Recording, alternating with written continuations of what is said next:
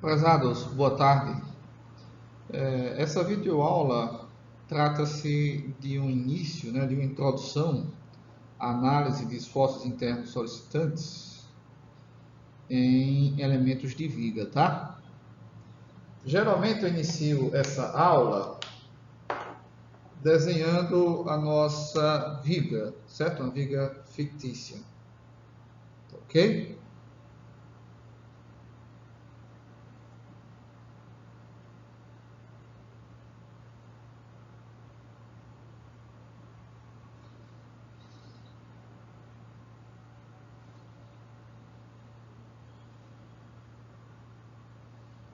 Essa viga seria uma viga biapoiada,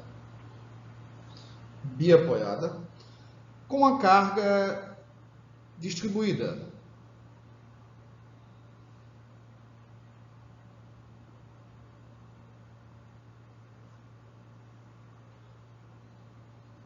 Essa carga distribuída, ela se deve a, por exemplo, o peso próprio da viga, uma alvenaria que está apoiada na viga, uma laje que está apoiada na viga, tá? Então, a viga estaria preponderantemente solicitada, transversalmente ao eixo dela, tá? Antes de tudo, eu vou ilustrar para vocês como costumamos representar essa viga naquilo que chamamos de modelo de cálculo.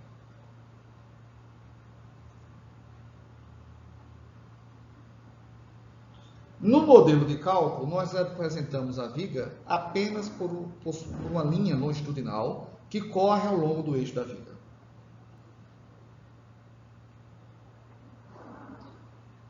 Aqui à esquerda eu represento, ou estou representando, um apoio do segundo gênero.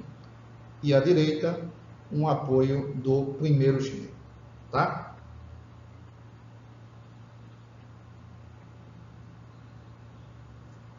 Essa viga, ela seria uma viga isostática. Carregamento o quê? Isostática porque ela apresenta o número de vínculos mínimo necessário para garantir o equilíbrio dela. Tá? Se eu retiro esse apoio daqui, ela vira um mecanismo e gira. Se eu tiro esse vínculo aqui impedindo o deslocamento horizontal, ela pode estar em equilíbrio, mas estaria em equilíbrio instável. Qualquer perturbação na horizontal levaria a viga a se movimentar.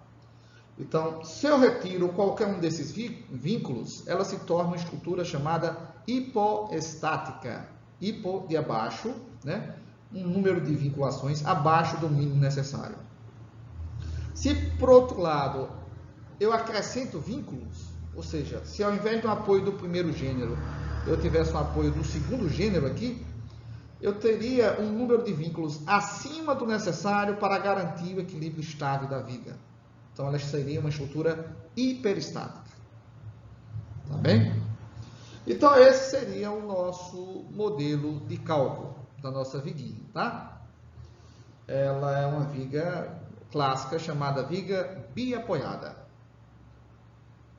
O modelo de cálculo dela seria esse daqui. Um outro caso de viga, que é o primeiro que nós vamos analisar,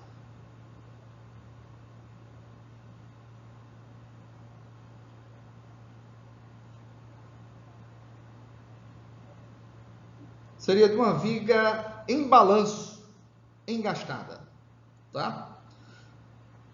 Ela apresenta aqui à esquerda um apoio chamado apoio do terceiro gênero. Porque enquanto o apoio do segundo gênero impede os deslocamentos na horizontal e vertical, o apoio do terceiro gênero impede os deslocamentos na horizontal e vertical e a rotação. O seu modelo de cálculo seria esse daqui.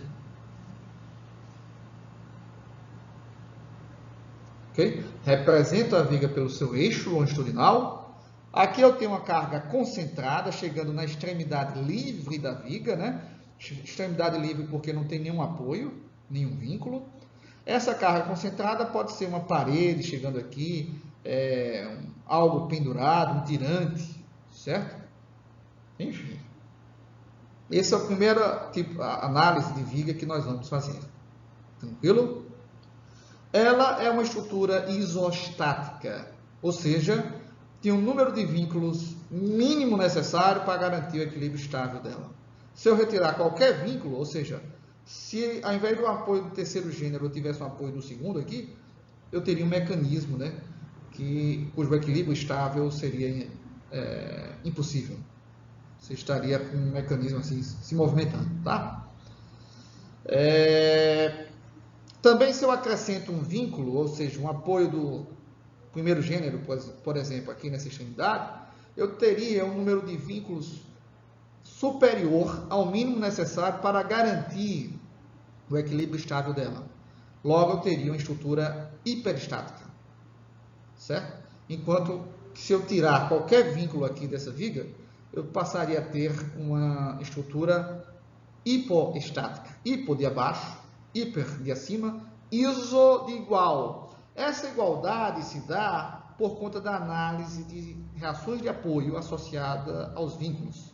Bom, como nós vamos ver daqui a pouco, na análise das reações de apoio para essa viga isostática, o número de variáveis associadas às reações de apoio é igual ao número de equações de equilíbrio disponíveis, tá? Então, essa seria a introdução da análise de esforços internos solicitantes e reações de apoio em vigas. O primeiro propósito aqui é apresentar os modelos de cálculo, assim como a classificação da estrutura em hipo, iso e hiperestática, tá?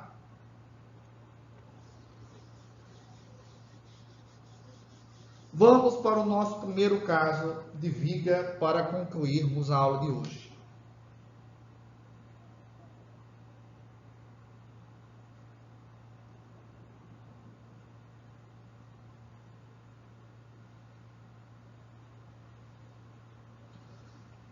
O nosso primeiro caso é de uma viga engastada, cujo modelo de cálculo eu acabei de representar.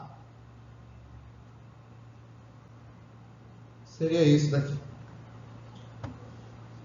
onde eu tenho um apoio do terceiro gênero, impedindo não apenas os deslocamentos, mas também as rotações, né?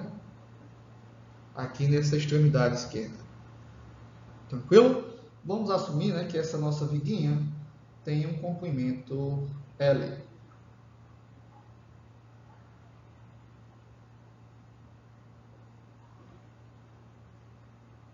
Tem um comprimento L, tá bom? Vamos iniciar a análise dela avaliando as chamadas reações de apoio, certo? Aquelas que surgem devido a um impedimento de deslocamentos e rotações no apoio.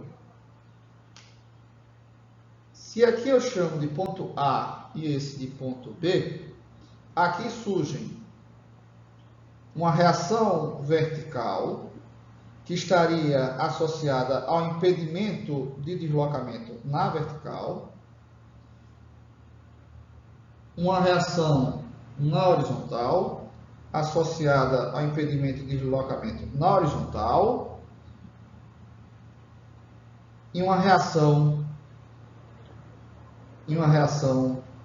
de momento.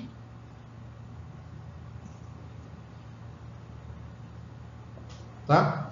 São três reações de apoio associadas aos três impedimentos de deslocamento, né, e rotação.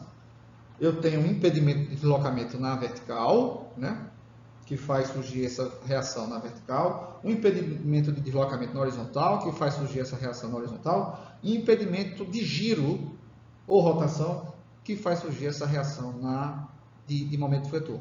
Tá? Essas reações, como o próprio nome diz, são reações à tendência de movimento da viga. Tá? Elas surgem devido ao grau de vinculação da viga. Viu? Então vamos lá. Para iniciar a análise dessas reações de apoio, nós vamos nos utilizar do equilíbrio de corpo rígido. Mesmo sabendo que qualquer sólido, quando sujeito a forças, ele se deforma, quando se trata de obras civis, projeto de máquinas, boa parte dos elementos estruturais que compõem as obras civis e as máquinas, nós supomos que eles se deslocam ou se deformam muito pouco. Imperceptível ao olho nu. Então, como eles se deslocam e deformam muito pouco, nós podemos supor que estamos lidando com um corpo rígido, que simplesmente não se deforma. Ok? Isso facilita muito a nossa análise.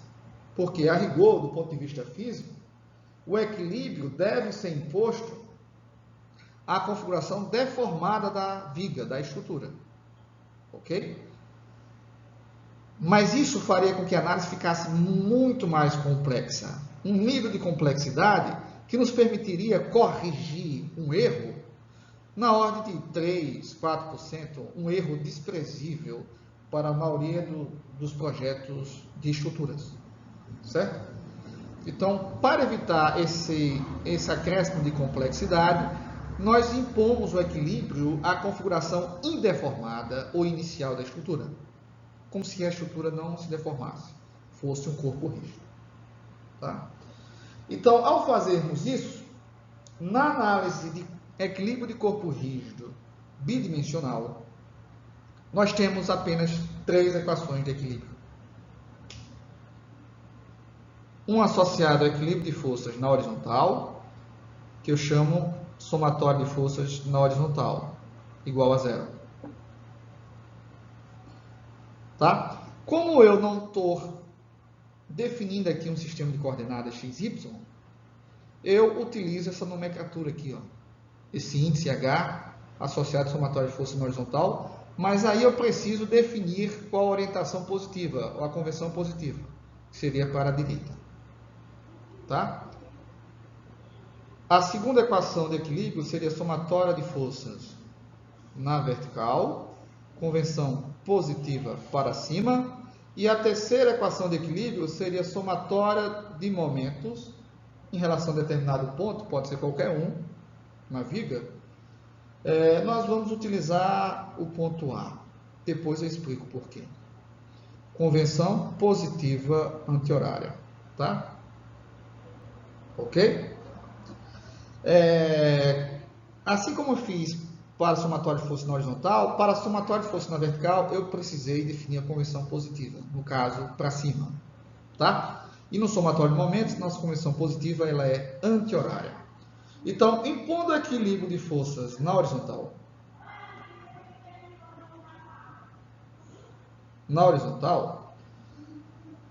surgem aqui a força P atuando para baixo, logo negativa, e a força VA atuando para cima, logo positiva. Isso igual a 0, são as únicas forças atuando na horizontal. Isso vai implicar na reação de apoio VA igual a P. Tá? No caso de equilíbrio de forças na vertical igual a 0, desculpa, isso aqui seria o equilíbrio de força na vertical. No caso de equilíbrio de forças na horizontal igual a 0, surgiriam aí apenas, né, HA igual a 0. O que não é surpresa nenhuma, uma vez que nós não temos nenhuma ação, nenhuma força externa atuando na viga na horizontal. Então, no equilíbrio de forças na vertical, onde eu tenho aqui a presença de P negativo, né, porque está atuando para baixo, e VA positivo, porque está atuando para cima, eu fico com VA igual a P. Já no somatório de força na horizontal, eu fico com HA igual a 0. Tá? Me permita apagar. Falta apenas a imposição de equilíbrio de momentos em relação a A. Por que em relação a A? Quando eu faço equilíbrio de momentos em relação a A, VA e HA cujas linhas de ação passam pelo ponto A não promovem momento em relação a A, porque o braço de alavanca é nulo. Okay? Isso simplifica muito a análise. Então, fazendo somatório de momentos em relação a A igual a zero, eu vou ficar com MA positivo, né? Porque está de acordo com minha convenção, positiva anti-horária, menos P vezes L, que é a distância da linha de ação de P ao ponto A. Seria seu braço de alavanca. Mas ninguém promove momento em relação a A. Isso nos leva ao momento, ou reação de momento, no apoio em A igual a P vezes L.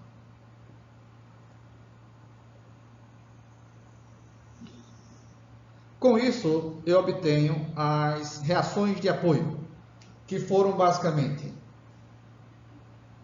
reação de apoio na horizontal em A igual a zero, reação de apoio na vertical em A igual a P, e momento em A igual a P vezes L. Por que é P vezes L? Porque P promove, ou tende a promover em relação a A, um giro horário, contraria a minha convenção negativa, braço de alavanca L. Quando igualo a soma de MA com menos PL igual a zero, eu fico com MA igual a PL. Tranquilo? Então, essas são as reações de apoio. Agora, eu vou introduzir para vocês um método importantíssimo na análise de elementos de barra, certo? Que é o caso de uma viga, que é o chamado método das seções.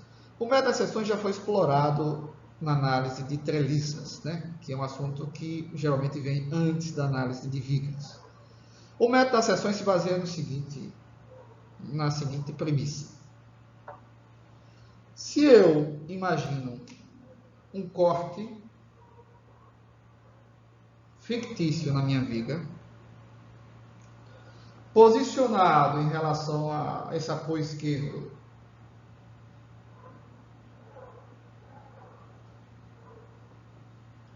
em X, tá? Em X. Esse corte fictício vai nos permitir separar duas partes da minha viga, né?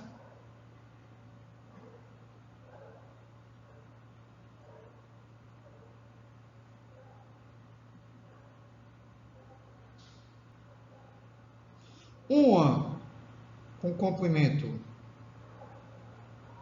X e outra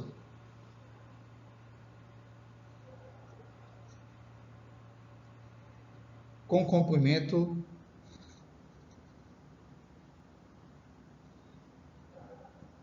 L menos X, né? Que é o comprimento, né? Se a viga como um todo tem comprimento L e a parte esquerda tem comprimento X, a parte direita vai ser o comprimento L menos X, tá? Perceba que eu realizei o corte e separei as partes. Quando eu imponho essa separação, para que a estrutura, no caso a viga, trabalhe de forma monolítica e não haja uma separação entre as partes, vão surgir aquilo que nós chamamos de esforços internos solicitantes, que definem a interação entre as partes da viga. Um desses esforços seria o esforço normal.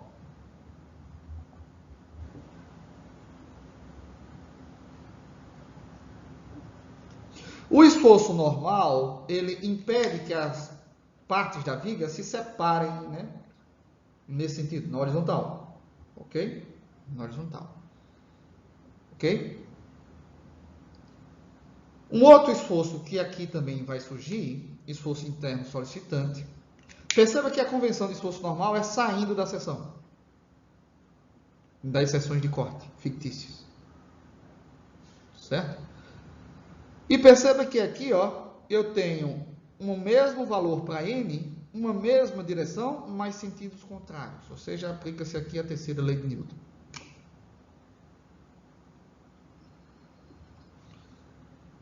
surge também aquilo que nós chamamos de esforço cortante, tá? Esforço cortante.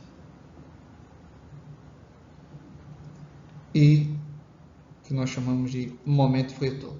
O esforço cortante, ele permite ou estabelece que a viga deva trabalhar, né, monoliticamente e não se separar no que diz respeito ao deslocamento relativo na vertical das partes, tá? Para que não haja isso aqui, ou seja, não ocorra um corte, por isso que é esforço cortante, ok?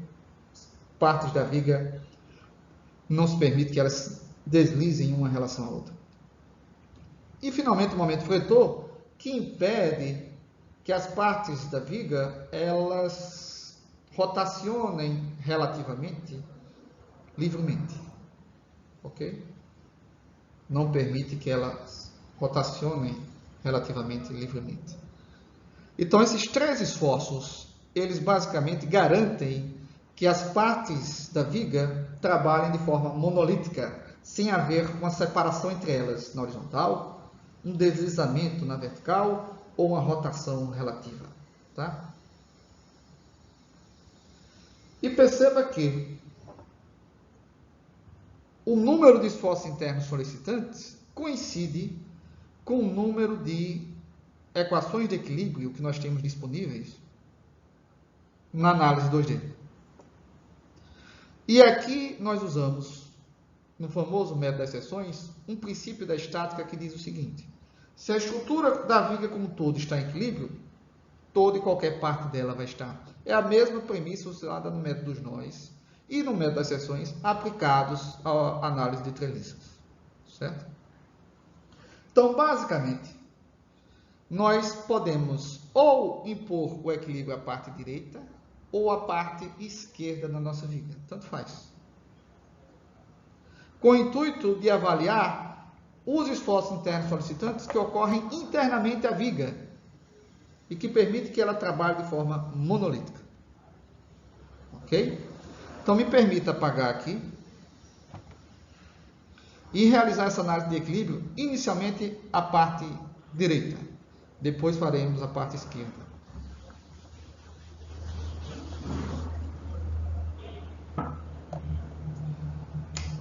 Na análise, utilizando o método das seções, geralmente nós usamos uma letra S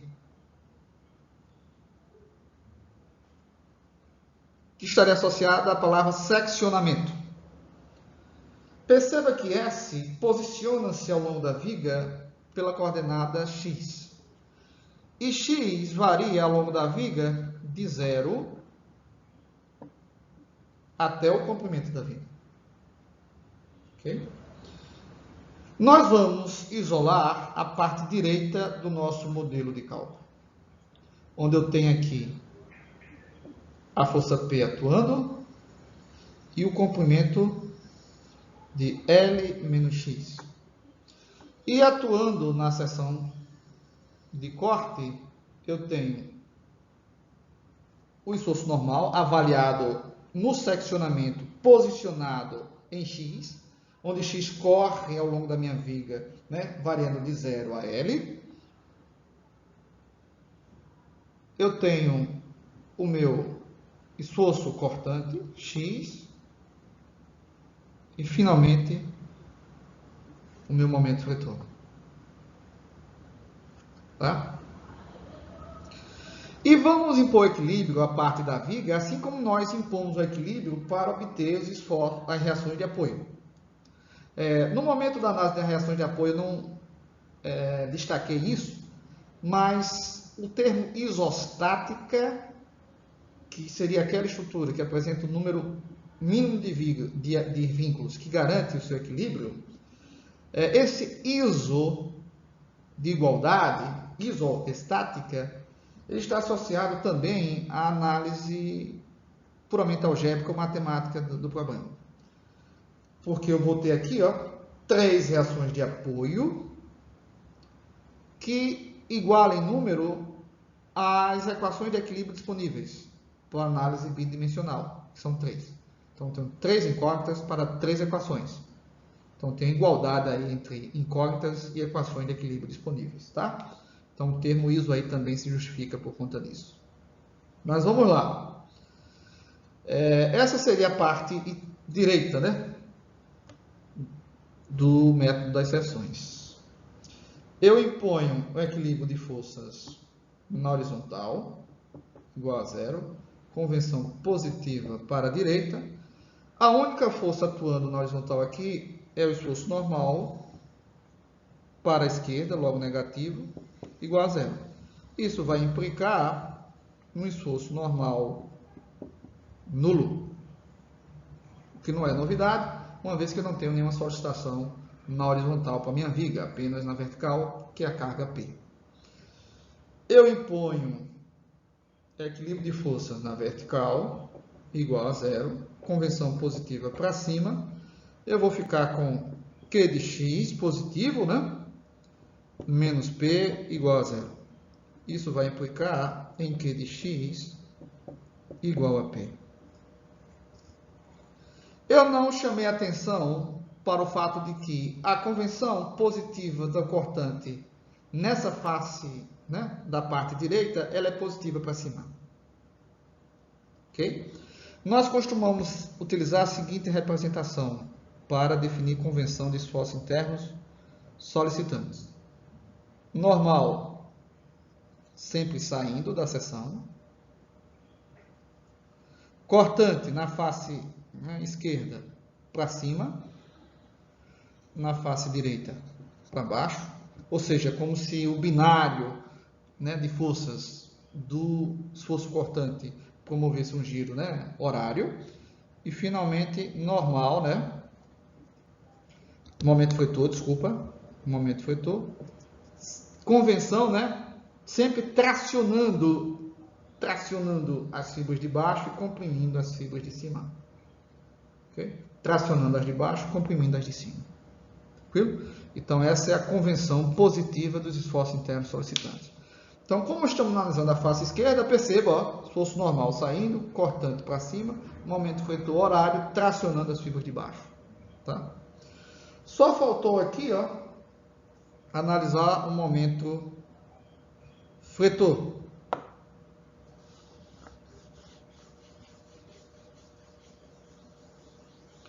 Na análise do momento fletor, eu tenho, né, ou costumo fazer, ou impor o equilíbrio em relação ao ponto C, que eu chamo ponto de corte, C de corte. Por quê?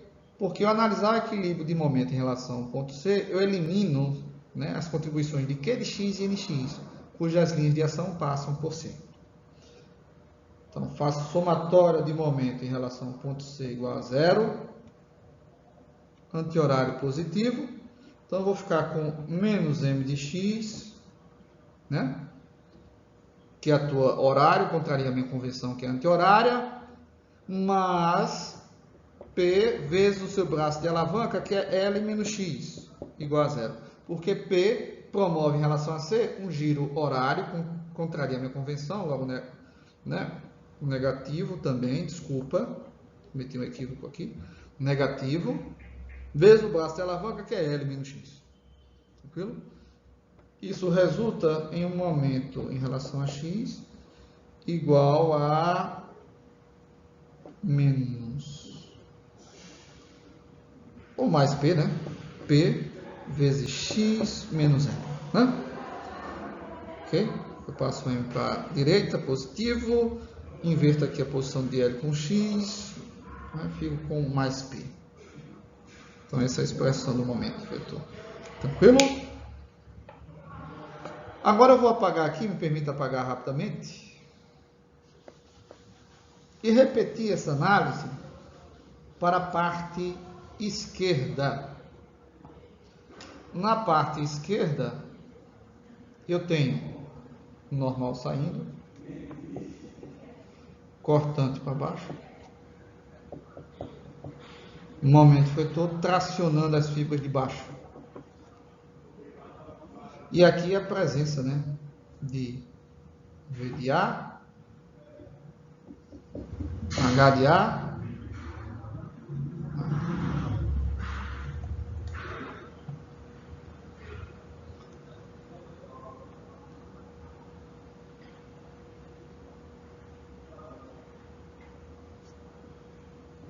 M de A e H de A, tá? E esse comprimento aqui, ó, seria igual a X. Ao impor o equilíbrio de forças na horizontal igual a zero, só quem entra aqui é HA positivo mais o normal em X igual a zero, né? Impondo o equilíbrio à parte esquerda.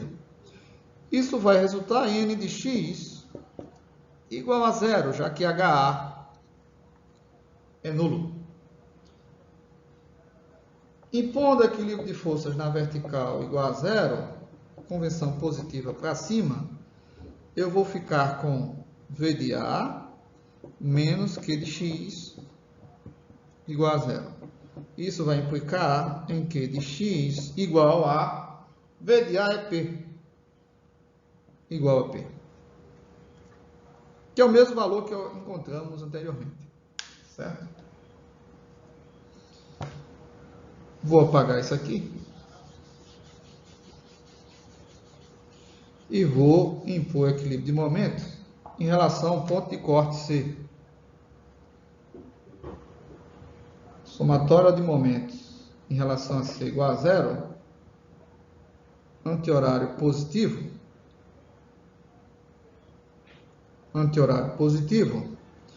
eu vou ficar com M de X, né? N de X e Q de X não contribuem, mais M de A, né? Está de acordo com a minha convenção. H de A não promove momento, porque passa pelo ponto C, ali sua linha de ação. E, finalmente, V de A, que tende a promover um giro horário em relação a C, né? Então, contraria a minha convenção, menos V de A, vezes o braço e a alavanca, que é X. Isso tudo igual a zero.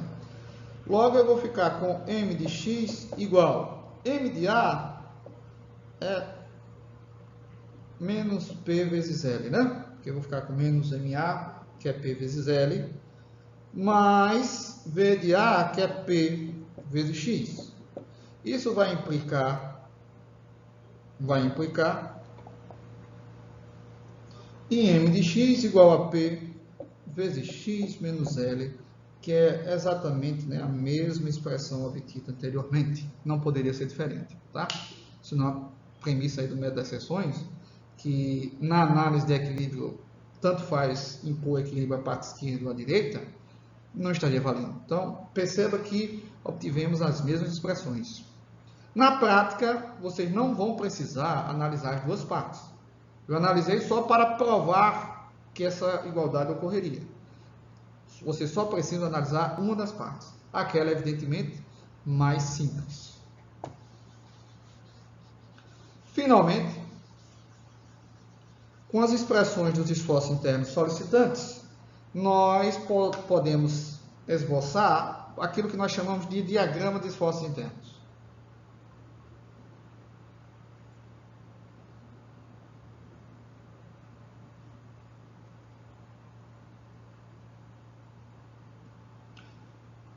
O diagrama de esforços internos, eu geralmente, né, esboço ele em cima do modelo de cálculo, sem a presença, evidentemente, das ações, tá? Só a representação da linha, que representa o eixo da viga, o vínculo, mas sem a presença de P. Aqui eu teria o esforço normal. Nós obtivemos expressões para o esforço normal identicamente nulo, né? N de X é igual a zero. Então, o meu diagrama de esforço normal é isso aqui, zero.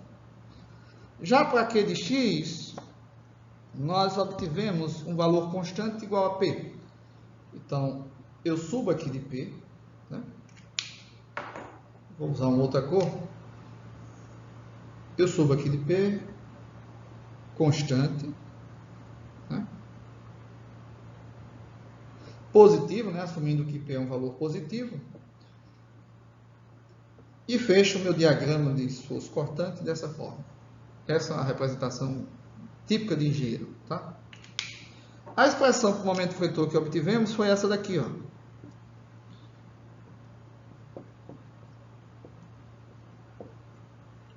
Ok? Isso significa que quando x é zero, o momento vetor é negativo, é menos P vezes L. E quando x é L, o momento vetor ele é nulo. E o momento vetor, a expressão do momento vetor, ela é linear em x. Então, é uma reta. Eu costumo utilizar o que nós chamamos de convenção de Timochenko. Valores negativos para o momento vetor, eu represento para cima, ao invés de para baixo. Aqui eu vou ter uma variação linear do esforço interno solicitante, e aqui o valor de menos P vezes L para o meu momento vetor. Tá? O livro do Hibbeler, que geralmente eu adoto como livro texto, não usa a convenção de Timochenko. Ele representaria o diagrama do momento vetor para baixo. Geralmente também ele não representa os diagramas de esforços internos no próprio modelo de cálculo, como aqui eu representei. Usa um sistema de eixos. X, MX, X, QX, X, MX. Isso aqui é uma abordagem típica de engenheiro, tá? Típica de engenheiro, a forma aqui que eu utilizei para representar os esforços internos solicitantes, seja nossos diagramas de esforços internos. Então, resumindo a aula de hoje, nós começamos a tratar daquilo que nós chamamos de modelo de cálculo, que simplifica a representação da estrutura, né? Depois definimos ou tratamos dos conceitos de estruturas hipostática, isostática e hiperestática.